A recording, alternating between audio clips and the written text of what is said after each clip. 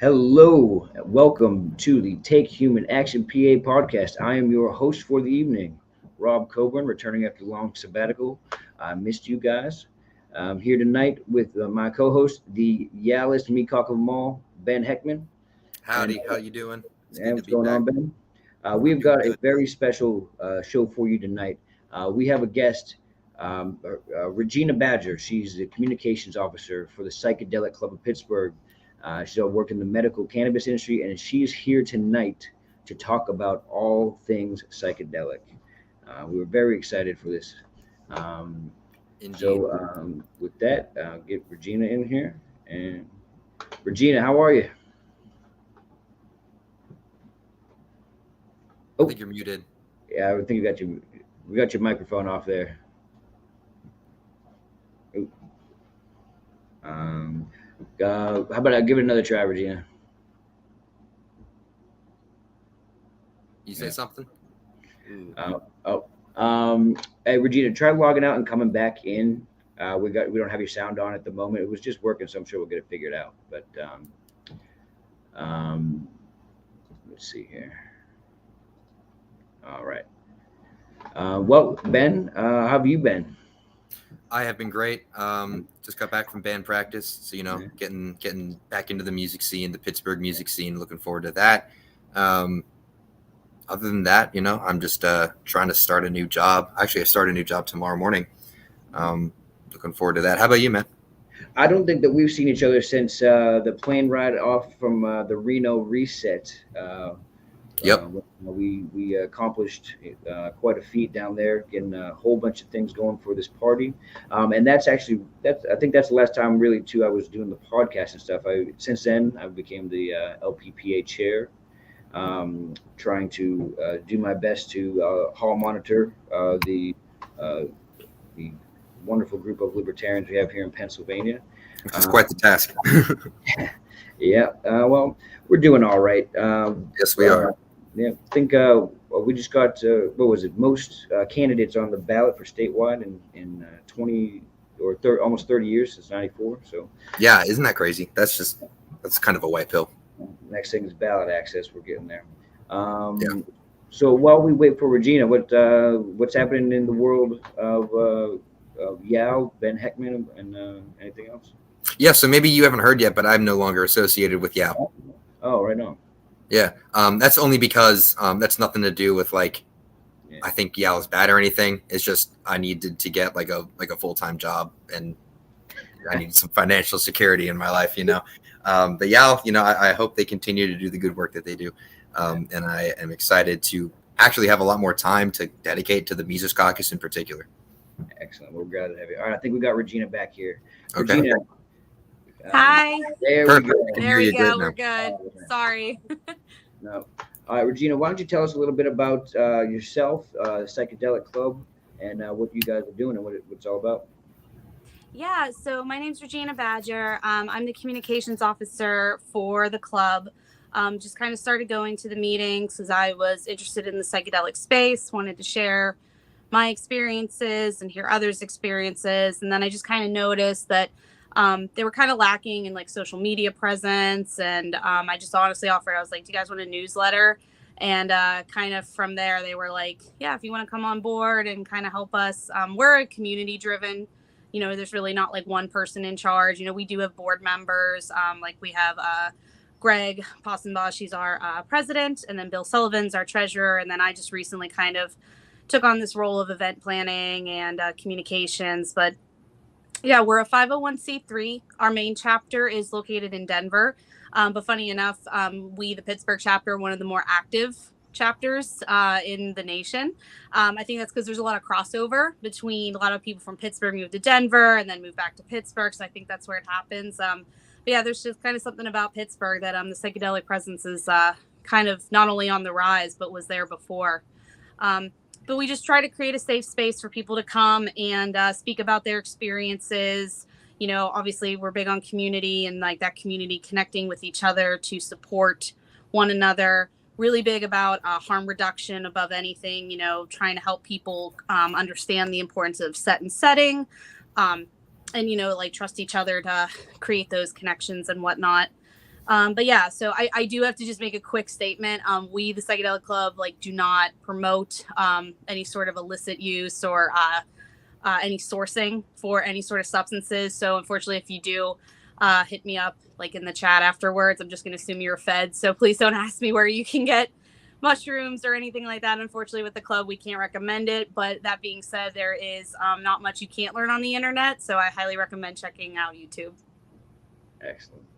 Well, why don't you tell us a little bit about, why psychedelics? What is it about them that you think, it brings to the community, to people's lives? Why is it important to have a community like this, in your area? So the first thing I think is there's obviously been a very incorrect perception of psychedelics, just from, starting with, the war on drugs and, what Reagan was trying to push. And I personally think, these plants, they belong to anyone of this earth. So I think it's important to not only get the word out of what positive benefits they can do. We're seeing so many clinical trials again now, especially for our veterans. It's psilocybin and psychedelics have been wonderful for PTSD, depression, really help people just honestly enjoy living their lives. So I think it's important that we keep talking about it and all the positive to kind of help that stigma of, they'll make you jump out a window and things like that. Obviously you always want to be careful. There are some people who honestly shouldn't do psychedelic drugs. You really need to be honest with yourself and your doctors about, what you're doing. Certain histories in the family of certain mental illnesses that, they can put you in a psychosis. I'm not going to, sugarcoat and, rose tint everything about psychedelics. I don't think they're a cure-all. I think they're a tool, and you can just as easily destroy with tools as you can build. But I think that's why, educating people about, how to safely use these, how to safely, source them and just be educated about it is so important. And that's really what the club's trying to do, is just create a place for people to learn about it, share experiences, so that if they do choose, because we get a lot of people who honestly, they've never had a psychedelic experience before, and they're just trying to see like, maybe this is something, they've exhausted all other options and they're just honestly looking for anything that's not even prescribed by a doctor at this point to try. We're seeing that a lot too, with the right to try that Rand Paul is really pushing for right now, especially for people in terminal illnesses, or just like right in the bill, it says, they've exhausted every other option. So I think it's really important to keep talking about it and keep pushing, the positive effects that these sacraments can offer to people. Yeah. So obviously you said that Rand Paul is pushing for this legislation, the right to try. And I think that is indicative of a lot of other kind of destigmatization that is really going on right now across the country regarding psychedelics.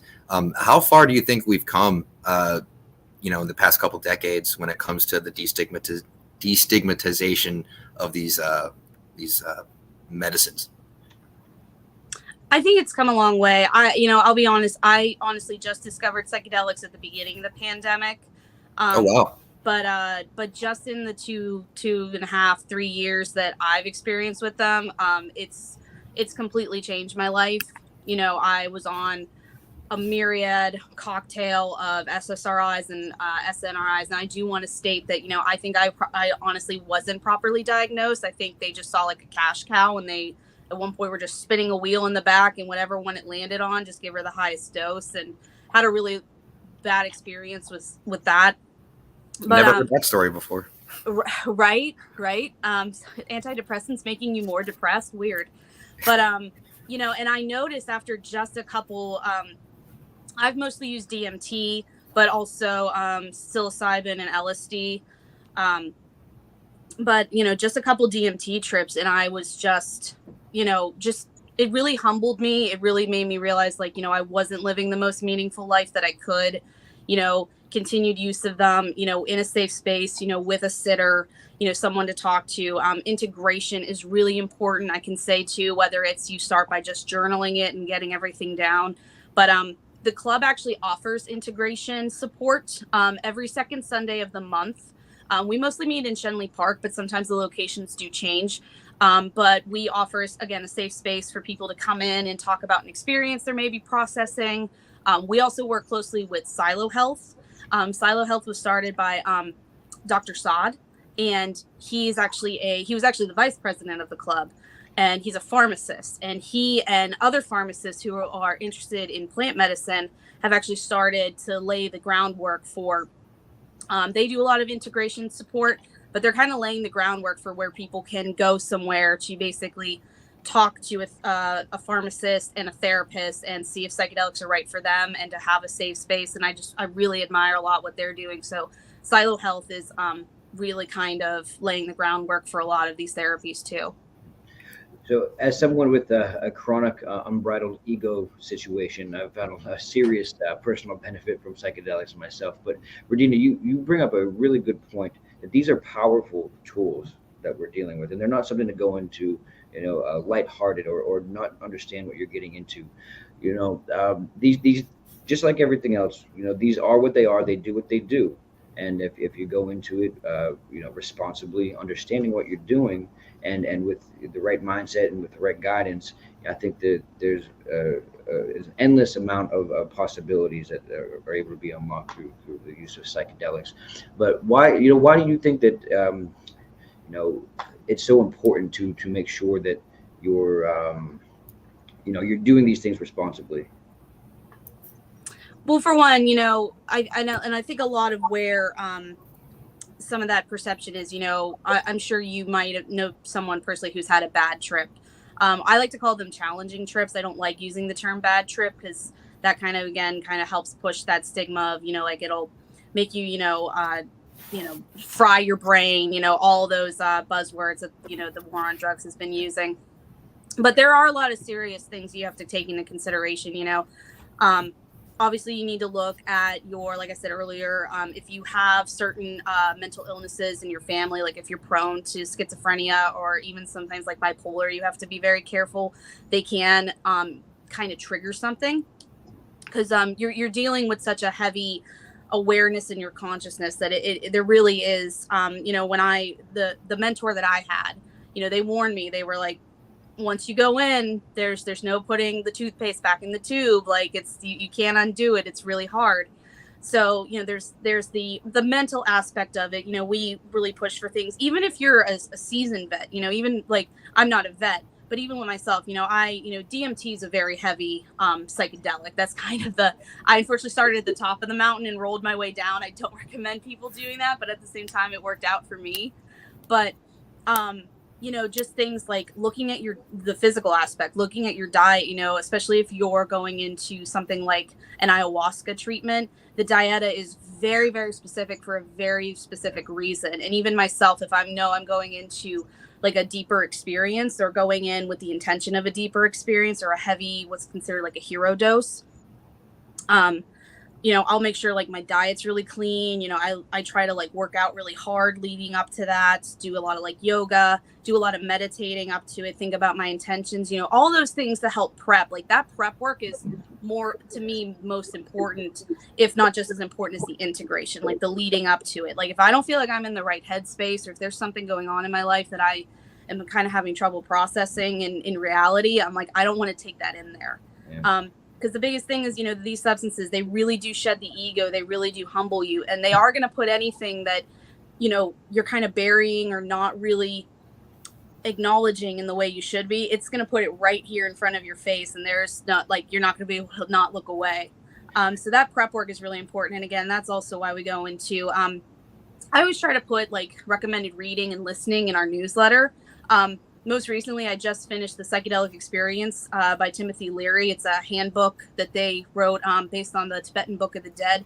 Wonderful book. I cannot recommend it enough for anyone either getting ready for their first psychedelic experience, or if you've been doing them and you're just like having trouble navigating.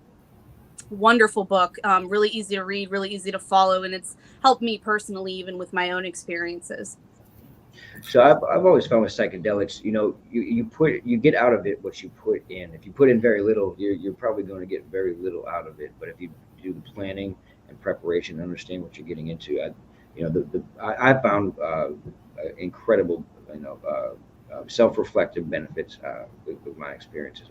But the stigma that it gets, I think a lot of people go into these things lightly, and maybe they'll try something one time and they'll have one of these bad experiences. And and I think because they didn't do it responsibly, it turns them off of these things for going forward, and that I think was probably part of how the stigma got there. Another, our wonderful government's own history with psychedelics, trying to use it for mind control, MK Ultra and things like that, not realizing that it was actually quite an opposite effect. It's a total freeing effect rather than a control effect. So, with the stigma, if we're going to face decriminalization, as we got some pretty good initiatives here in Pennsylvania going, how do we combat this stigma that we find ourselves in here with psychedelics? Yeah, I think it's looking at the big picture with it. I know right now Denver is having a little bit of trouble, because they're actually set up to decrim it by 2023. I mean, they're literally planning to have almost like a recreational, the same way we see medical marijuana now, or I should say recreational marijuana, where, over 21, you'll be able to walk into psychedelic, at least with a psilocybin, you'll be able to walk into a psilocybin dispensary. And if you're over the age of 21, they can help kind of curate, what'll be best for you, which I think is amazing, because I do feel like access to these plants is a First Amendment right before anything. You should have the right to put into your body, to, if it's something that could possibly affect your life, then you should have the right to try it.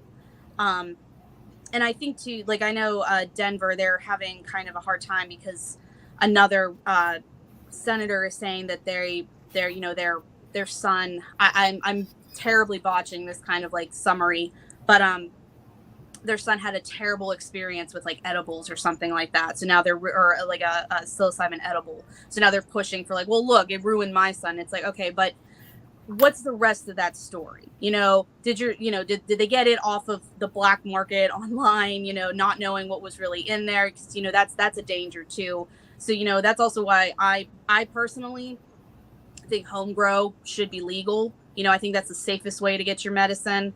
And we have to not like hyper focus on those negative stories where, of course, like if you have never taken a tab of acid and, you decide to take one. I just had this a story, a member came up and said, oh yeah, I'm really nervous to try again.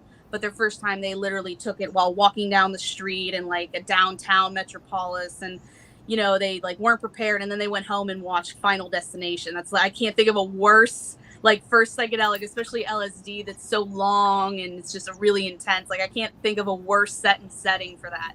So I think it's important to understand like the importance of those things, like set and setting, but it's also like not like, of course, it's like bad reviews on the internet. Of course, you're going to see the bad reviews because that's what everyone is most passionate about. But what you don't see are like the 10 good reviews for every one bad. So I think it is important to start to talk more openly about these and not be as afraid to talk about it. Just so like people can hear those 10 good reviews to the one bad. Like, yeah, I never did, I never did psychedelics before, and I basically did a hero dose my first time, and I didn't prepare, and I had no idea what psychedelics were. Like, of course that's going to be bad for you. So I'm curious where you think that the stigmatization comes from originally, because like you were just saying about this senator and their son or whatever, that is really no different than saying like, oh, I know someone that drank a lot of alcohol and they were really hungover the next morning and had a horrible experience. Therefore, we need to make alcohol illegal. It's really like no different, at least from my perspective. So why do you think it's so hard for so many people to kind of use the same logic they apply to alcohol to other drugs like psychedelics? Well, I think a big thing, honestly, is just it's about control. We were just talking about that with, these substances really make you question things. They make you, with yourself, with what's going on, in society, especially with like the narratives we're seeing coming out. It just makes you like aware of like, oh, I don't actually know anything. Like for me, that was the humbling part. Like I was someone, before psychedelics, I was like, I have it all figured out. I know what's what, no one could tell me otherwise.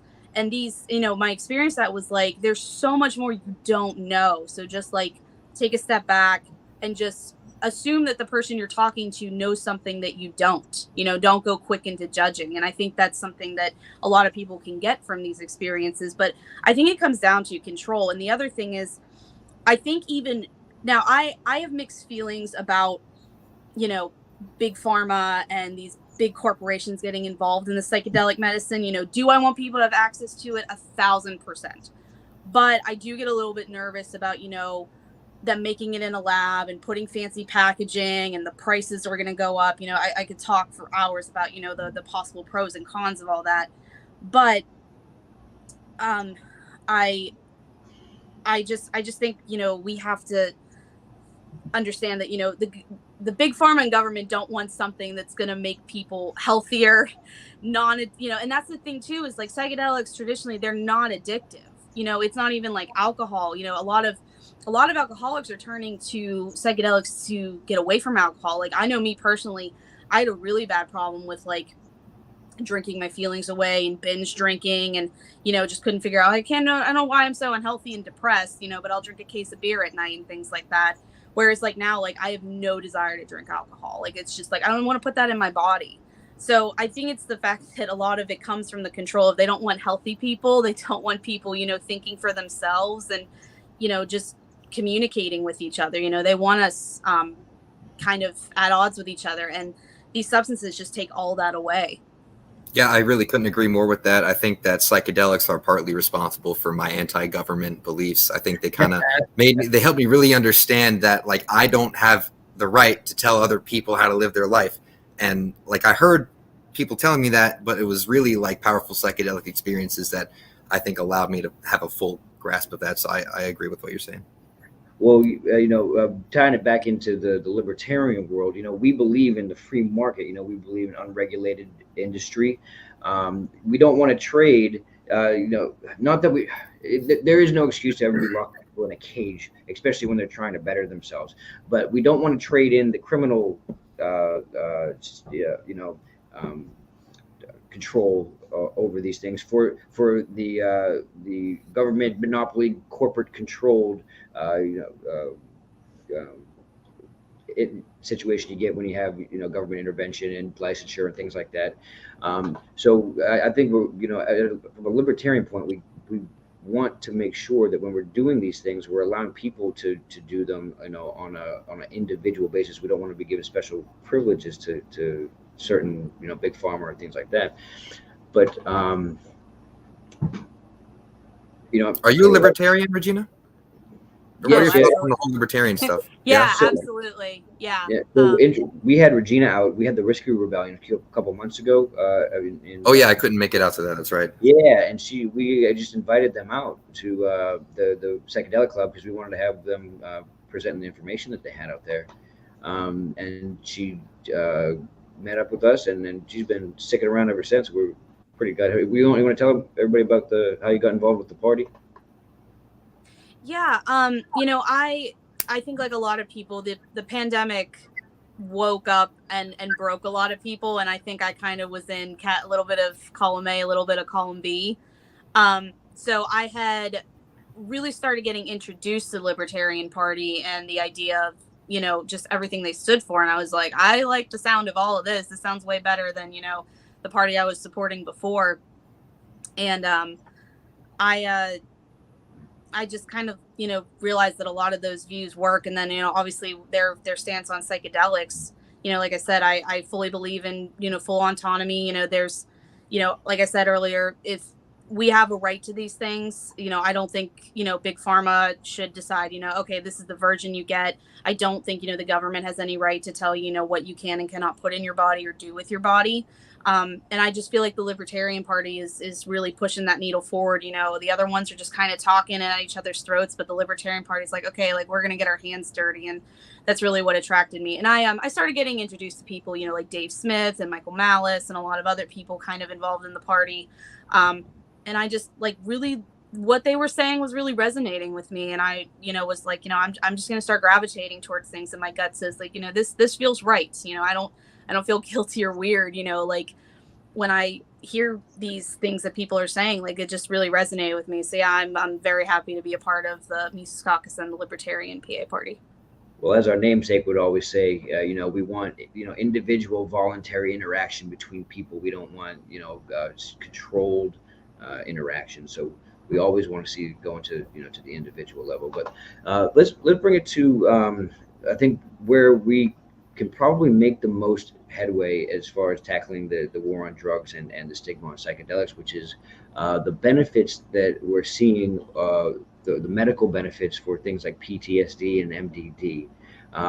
The FDA has actually classified psilocybin as a breakthrough treatment, which is that isn't just pretty language. It's actually a very specific term for the FDA. It means that there is, strong evidence that this is a significant treatment option and potential. That obviously more research is needed, but to battle some of the most debilitating issues that people face with mental disorder, particularly with our veterans coming back and having PTSD, with MDD, and the cocktails of drugs that they're putting people on. The doctors are getting frustrated with them. The patients are getting frustrated with them with little effect, and this tearing down of the default presumptions that you get with psychedelics, and with even just one or a couple of treatments seems to be quite miraculous. What are your thoughts on the research and the medical, and how we can use this maybe to break that stigma down?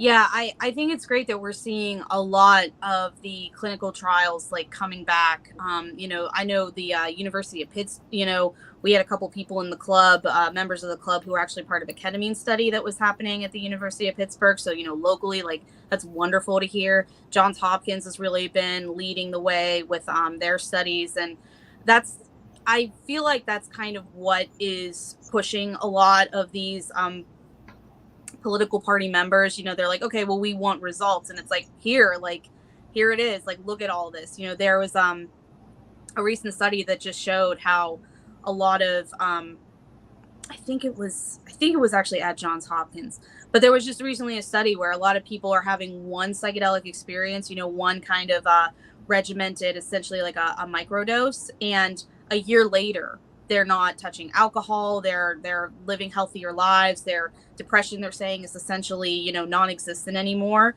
And I mean, that's a year after like 1 to 3 treatments. So, I think that's the other thing they're afraid of, is like, this thing is not that marketable, in the sense of, someone doesn't have to be on how many milligrams every single day, and every 30 days you're going back and you're picking up a prescription. And if you're not paying an astronomical amount through your insurance, it doesn't even cover half of it, and you're not getting relief. And I think that's the thing, is they're some of the big things with big pharma and these medicines. And again, I'm not saying that they don't work. I'm not saying that at all. There are definitely people who have benefited from these, but I can't help but, especially with, like, we saw with the lockdowns, the increase of depression, anxiety, and unfortunately, the suicides that went up. I think people are just tired of feeling this way. That was my situation. I was like, I've been on every single pill. I've tried every type of therapy. I've tried even the not good ways to deal with it, and nothing is working. And, just a couple experiences, I was, here I am a couple years later. Now I genuinely love my life. I don't think about suicide. I have a connection with God that I haven't had. And I was raised Catholic and went to Catholic school for 10 years. So, I mean, that alone says something. And I just think, like, that's part of the stigma too, is like, people want to live genuine lives. And I think that sometimes just all the ego constructs and all the narratives, and just, being turned off to, the internal self, psychedelics unlock that. And that's why it's so important that we have access to it. Yeah, oh, go ahead. Yeah. I just wanted to share a quick story, because you mentioned the thing about your connection with God. So I used to be an atheist, and I stopped being an atheist after I took some LSD and went to the Pittsburgh Natural History Museum and the Gemstone Room. I had a very powerful experience the other day. Oh yeah. Yeah. Yeah. I mean, I, I can honestly tell you, like, I was one of those people who, I pointed the finger at God, capitalism, the patriarchy, all those invisible things of like why my life was not going in the direction it was. And I pointed the finger at everyone except myself. And that's one of the things that I will forever be grateful. And that's why I think, people should have access to this type of healing is I think if everyone could genuinely try to have this experience, and if it has a positive effect where even if they have only one experience and that's all they need for their lives, but they go out and they're better members of society, they're better parents, teachers, significant others, that's something where that's where we're going to see society evolve. Because my big thing is, we're not as evolved as we think we are. And I think part of it is because psychedelics have been suppressed for so long. They, like you said earlier, they originally wanted it to be mind controlling, but it ended up being mind expanding. And there's pushback. I know for me, like, that's a lot, like, you kind of echoing what you were saying, like, that's where I was like, what is going on with our government? Like, why, like, what are these patterns? Like, nothing's getting better. Like, and it just kind of like gave me a little bit of, I guess, a nudge to say, like, what's actually going on? Like, just asking questions. Well, the profit motive aside, just the difference in the way that you can use psychedelics for treatment of some of these more serious conditions compared to the other medications that are out there, the treatment itself is such a different process. You take you can have one psychedelic experience or maybe a few, and it removes those habits and those defaults that get you in those cyclical patterns of PTSD and reliving them. Whereas if you're using some of the other treatments that are available right now, such as SSRIs and antipsychotics, these are things that these are long-term treatments that, they don't help you work through them. They don't engage your mind to find a different way to do it. So outside of the profit motive of always selling drugs for big pharma, the treatment is so much less intrusive on somebody who's going through a very difficult time, and the side effects of some of these other things like SSRIs specifically, they got some really, can have some bad effects. But you said that you've tried some other treatments. I don't know if you want to talk about it all, but like your experience with the hardships of maybe the other treatment methods compared to psychedelic.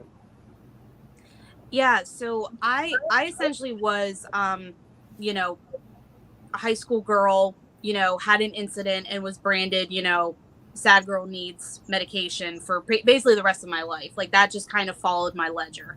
And that's why I said, for me specifically, again, I'm not recommending just like eating your, antidepressants out the window. Like, that's not the way to do it. Like, I was very fortunate where I had finally found a doctor who was open to plant medicine. He was actually one of the first people to even tell me there was a medical cannabis program in PA.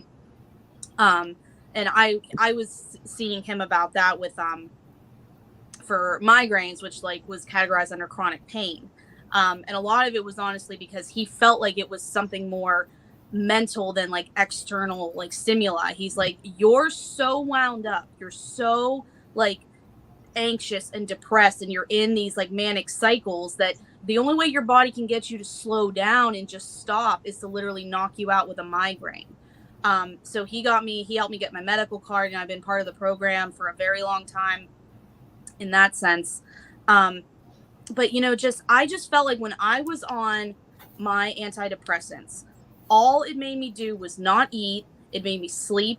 It made me catastrophize things. Like, I like had a big problem with, these little problems were like just in my own head and just created big problems. And then I would just put myself into a paralysis where it was like, I'm so afraid to go wash the dishes or do all this, housework that I've been putting off. Because again, I'm depressed, and I'm like, well, I'm just going to sleep and I'm just going to numb it down with alcohol.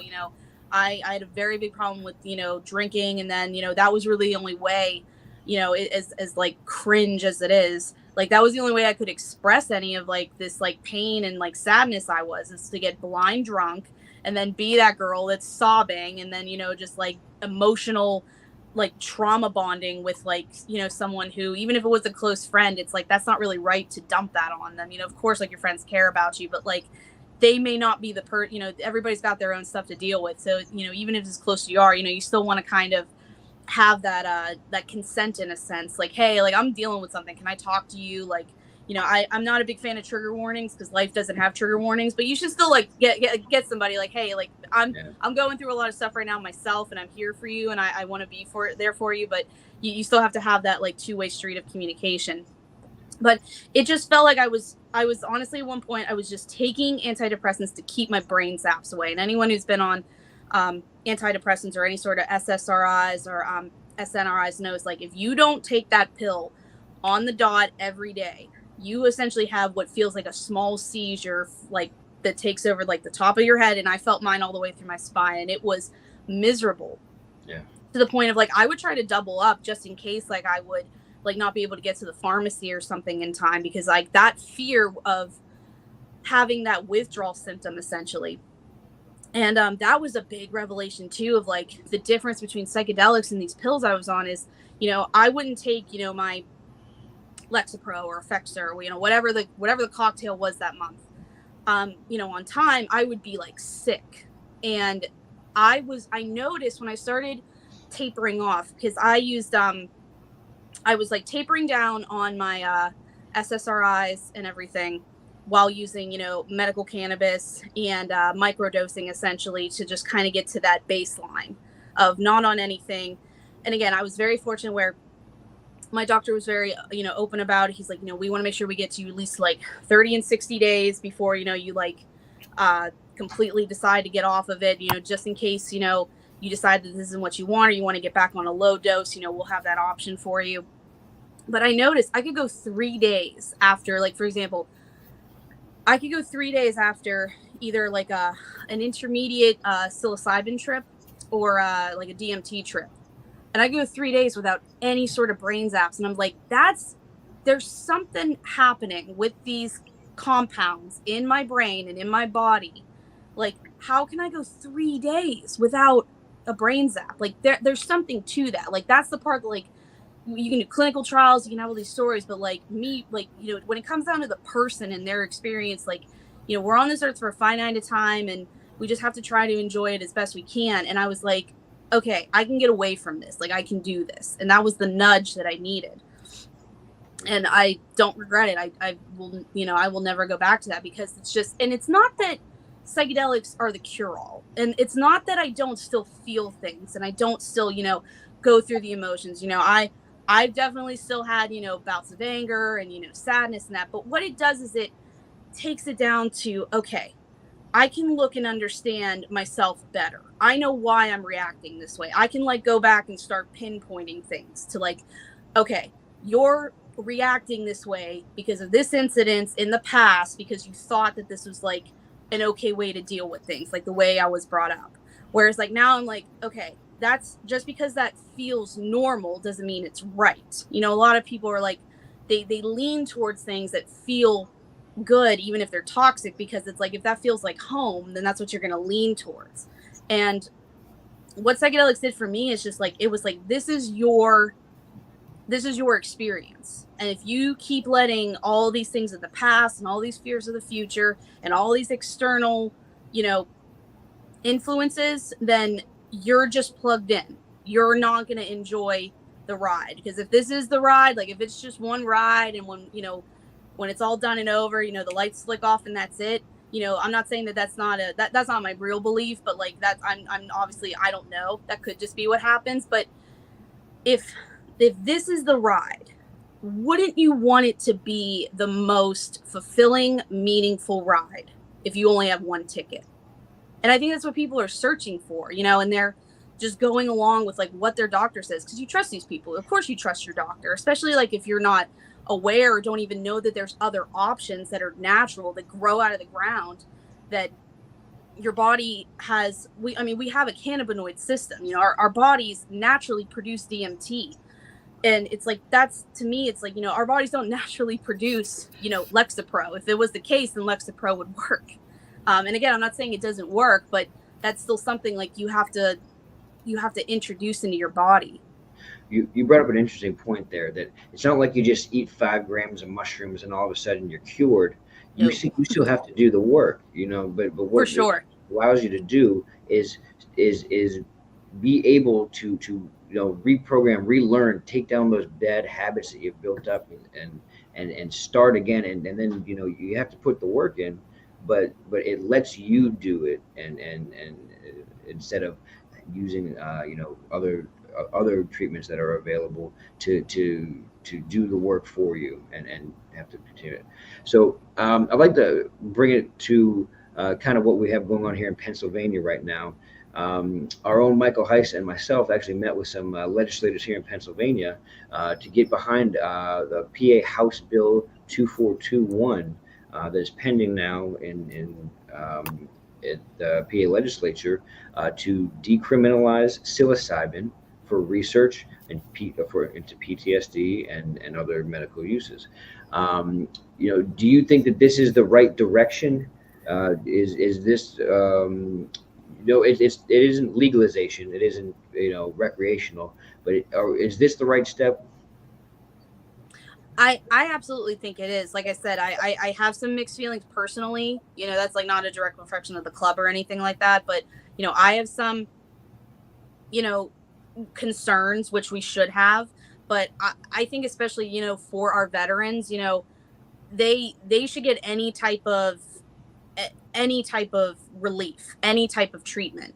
And again, a lot of psilocybin treatments are one of the top things that they help with is PTSD, which they suffer for. So I think absolutely they should have the right to, and I think that's kind of where it's leaning, is it'll mainly be for like veterans and first responders. I think that's where we'll start. And I think absolutely they should have access to that.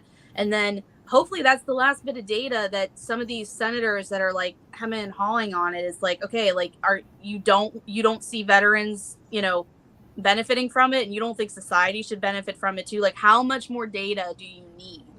And of course, there we all kind of know like those underlying reasons like why they don't want to give it up. But the thing I love about psychedelics is like that underground spirit that, like, I just personally think psychedelics will always find a way to be found. It doesn't matter how. I mean, look at all the suppression that we had for as long as we had, and now there was a survey that just came out that psychedelic use in young adults and I don't want to say teenagers because that sounds bad, but I think it is like young adults all the way up to like their 30s. Like, they've seen a massive increase since I think 2016. And I don't think that's I think obviously that has to do with like the pandemic and the lockdowns too. But that's these substances will find a way. I think a big thing with society is that the reason that we're seeing some of the issues and some of the cultural things now is that we've lost touch with that. We've lost touch with ourselves, with the community. And I do truly believe that psychedelics are, again, they're not the cure all, but I do believe they are the one unifier, because nothing makes me more, feel more connected to humanity, to the earth, to even, like I've done psychedelics and like thought back on people who have like hurt me immensely. And I'm like, that's okay. Like no anger, no, like just letting go of that grudge. And that's where we evolve as human beings and as a society. Well, it sounds like psychedelics aren't just for hippies and communists. And maybe here in the old ANCAP arena can get some benefits from it. Coming down to the last bit of the time we have here, I think we got the psychedelic issue here pretty good. But you are a new member to the Mises Caucus. You're a new member to the Pennsylvania Party. Why did you come to libertarianism? What did you find about it, and why? What have you found in the Mises Caucus? To speak plainly, it's just nice to be around sensible people. I'm going to be completely honest. It's just like there's a lot of wild stuff going on right now. And that was the thing at the Whiskey Rebellion is, I personally, from working in, I worked in the cannabis industry very briefly. And there's a certain culture and there's a certain party that dominates it. And it's like I had to train myself to like not like not say the wrong thing. And I think a lot of people are noticing that too. Is like you're so, and it ties to psychedelics so perfectly. Of like you're so scared to just say what you truly feel, what you authentically feel in your soul, in your heart, and not, and you're not a bad person. Even though all these people are trying to tell you, like, oh, if you do psychedelics, you're just no member to society, and you're not doing anything with your life. And if you have certain values, that the Mises Caucus and the Libertarian Party, are like echoing for, you're the domestic terrorist or an extremist. You know what I mean? Like all these ridiculous things of just being like, we just want left alone. We want left alone to put into our bodies whatever we want, and we want left alone to do what we want with our lives. Again, we're here for a finite amount of time, and I can't think of a worse way to spend it than just screeching on the internet about like what other people should be allowed to do or not allowed to do. And for me, it was just like, I just fully believe in bodily autonomy. I believe in, freedom to just live your life. And the party for me, they're not just saying it to look nice. Like these are people who genuinely feel it. And, for the most part, everybody I've met, they've been some of the kindest, most welcoming people that I've ever met. And I can't say that for some of the other parties that I've been involved in.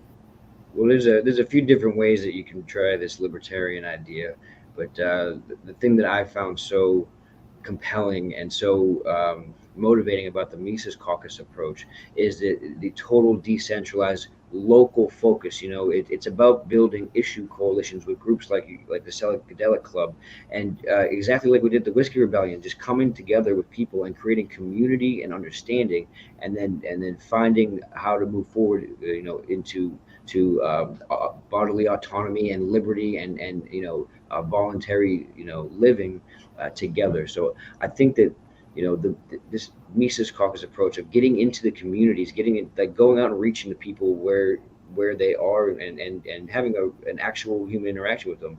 That's how you got here. Is we invited you out. We had some good times, and now here we are. So I don't think that we're going to win this libertarian battle by winning some big office and then legislating freedom down from on high. We have to get with each other and build community. So I love what your organization is doing and building culture and building community and reaching people, because that's the way that we have to practice this libertarian thing. Yeah, absolutely. And I think especially after everything we've seen the last 2.5 years, I think a lot of people are they're aching for that community. They're aching for that real sense of,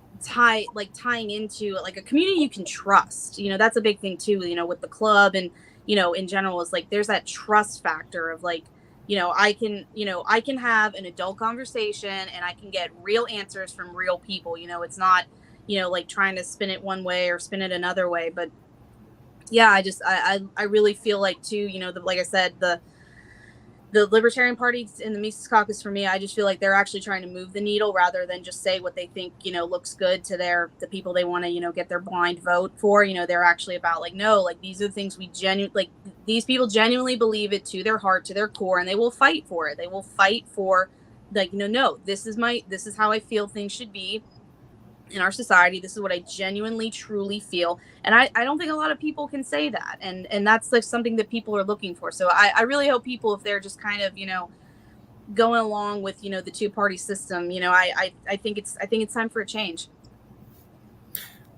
So I have a kind of fun question. Earlier on the phone, Calvin informed me that you used to be a professional wrestler. Is that true? Yeah, I am a professional wrestler. I actually have a show on the 10th. Oh wow, that's crazy. Is it in Pittsburgh?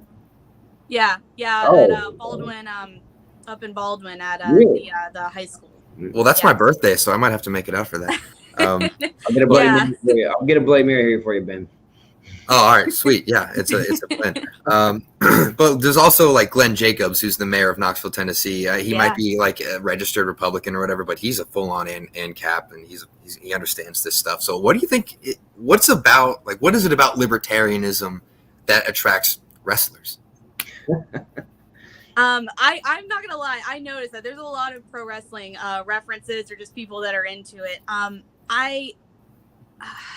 That's actually a tough question. I mean, for me, it's about, I don't know if it's, just, getting into something like professional wrestling is like, you have to kind of have a humbleness too. You have to know, like, if you're, you have to work hard. Like you were saying earlier, whether it pertains to life or, the psychedelic experience you're having, like what you put into it is what you get. And that was another thing for me with psychedelic experiences. Like, I'm probably the healthiest that I've ever been, because again, like, I'm just genuinely want to take care of my body, and I want to, appreciate the body that I've been given in this experience. And, that really held me back with a lot of pro wrestling opportunities, as I was just not putting in the effort and then wondering why I wasn't getting the opportunities that I wanted. I still did a lot of it. I sometimes look back and I'm like, I can't believe how many things I got to do when I wasn't even trying. I wasn't even turned on or like putting any effort in. So I think that's part. I don't know if it's just part of, like, in professional wrestling, you can, there's a level of like truth hurts to it, like a lot of the guys in the back, and I'm not saying that there's not problems in professional wrestling, but one thing that is, like, there's no tolerance, like, there's no this I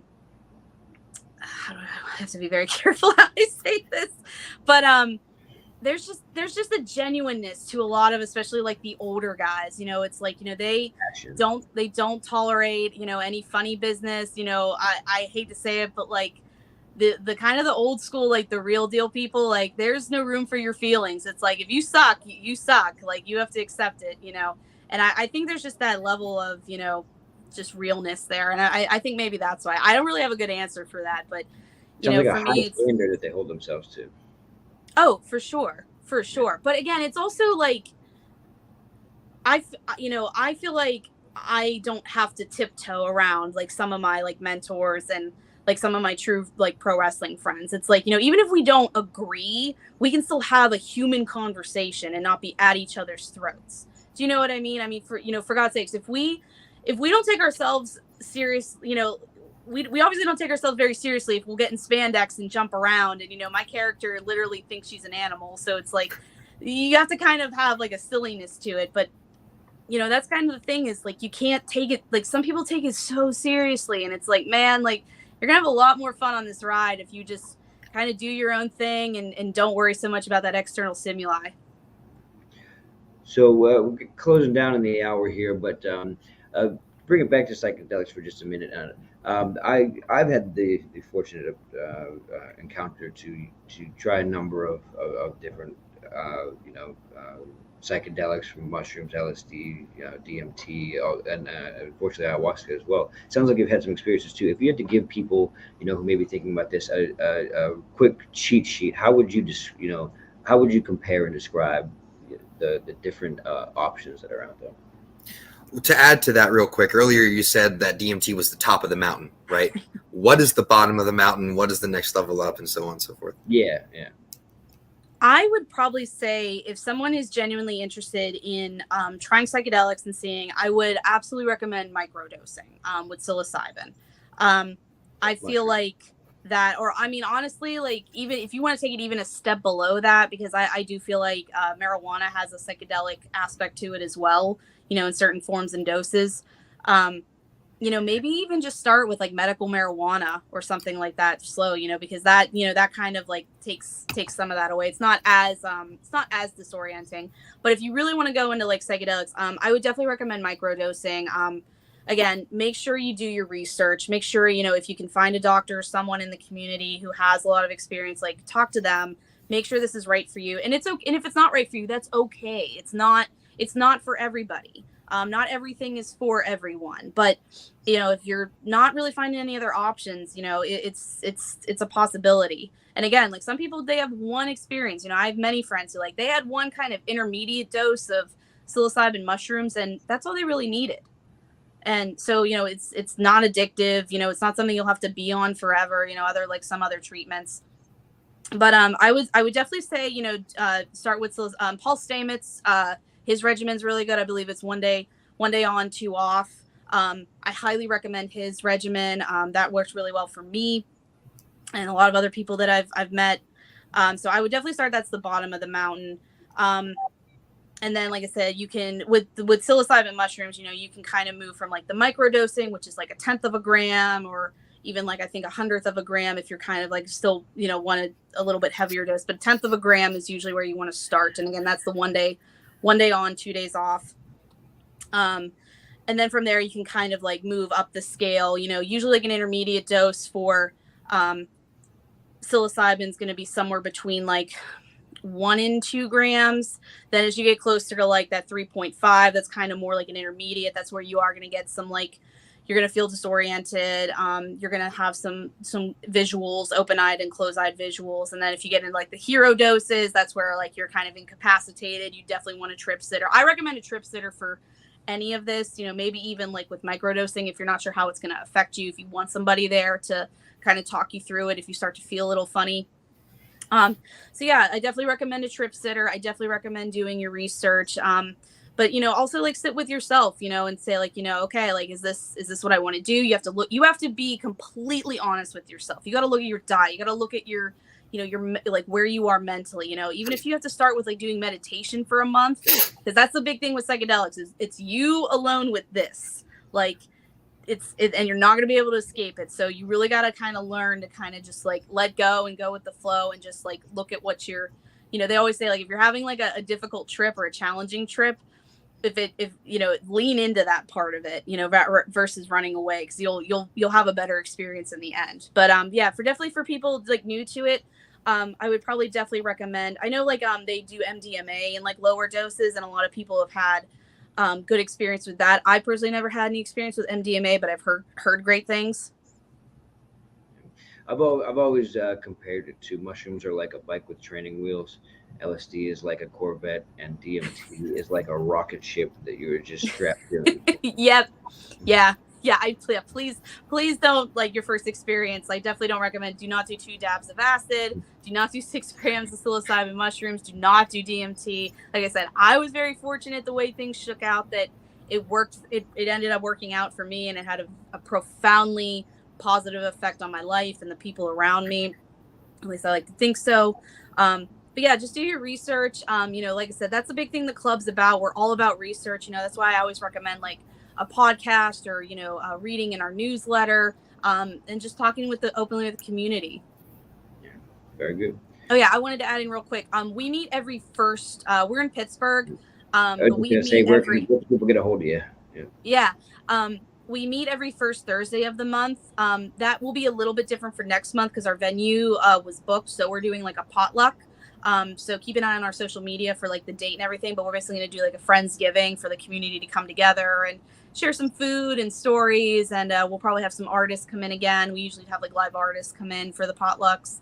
But yeah, we're just really trying to build this community and get the word out that we're here for people who are looking for information or just want to hear what it's about. And again, we have a lot of people who've never even had their first psychedelic experience before. They just really enjoy the community and hearing the story. So we're on Instagram at Psychedelic Club of PGH. We are on, and I can drop links later for everything, all this for anybody interested in joining. But we have a Facebook group and a Facebook page. So if you look up Psychedelic Club of Pittsburgh, you'll find us there on Facebook. And then our main kind of communication hub is on Slack. So we have a Slack channel. If you look it up, you can find us and get added in. Or again, I'll add the link a little bit later here. Very good. Ben, any last remarks for Regina? I think that what you're doing is awesome, and I think, personally, I don't do psychedelics anymore. I had some great experiences, but I think I've kind of gotten what I need from those experiences, and I think that they definitely need to be more normalized and stigmatized.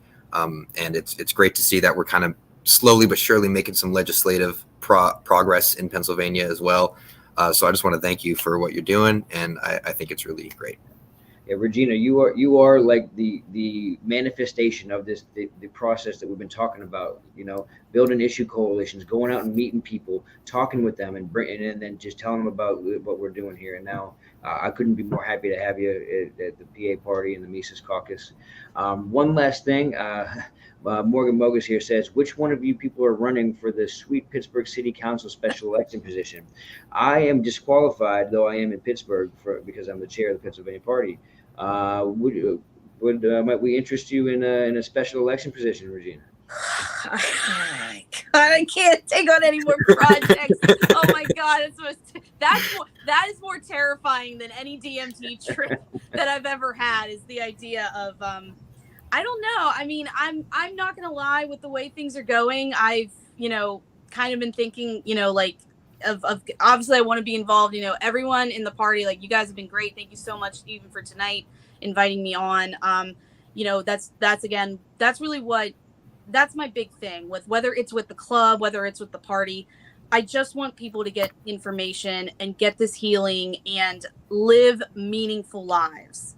And if I can offer any little bit of information that helps somebody get that healing and gets what they need, and they are a better member of society and get the healing that they need to live a better life, then I'm going to do that no matter where I'm at. And I just feel like the Libertarian Party is really putting the foot on the gas, and I kind of want to be in the car for that ride. All right. You would win, though, and you know how I know that? No, I know. You're a wrestler.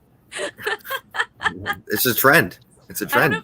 Glenn Jacobs, Jesse Ventura. Does that mean I can't wrestle anymore? Do I have to do like the Glenn Jacobs thing? Because I really enjoy wrestling now. I took 2 years off because I was at the beginning I was one of the super scared ones, but I really enjoy my wrestling family. So I don't know. I've been a lot of different synchronicities have been coming up where I feel like at some point it's going to happen. There are some bigger plans I have that would help if I had a little bit louder voice, but we'll see what happens. But as of right now, I just want to kind of build these communities, and we'll see what happens from there. Yeah, that's awesome. Regina, thank you for joining us here today. I think we had a great conversation. We gave some people some information about a topic that maybe not everybody has considered. So thank you for coming on, and I look forward to working with you in the future. Thank you, guys. Yeah. All right. Well, thank you, everybody. That wraps up our episode at the Take Human Action PA podcast. Thank you again to Regina and always Ben Heckman. I'm Rob Coburn, and I'll see you guys next time.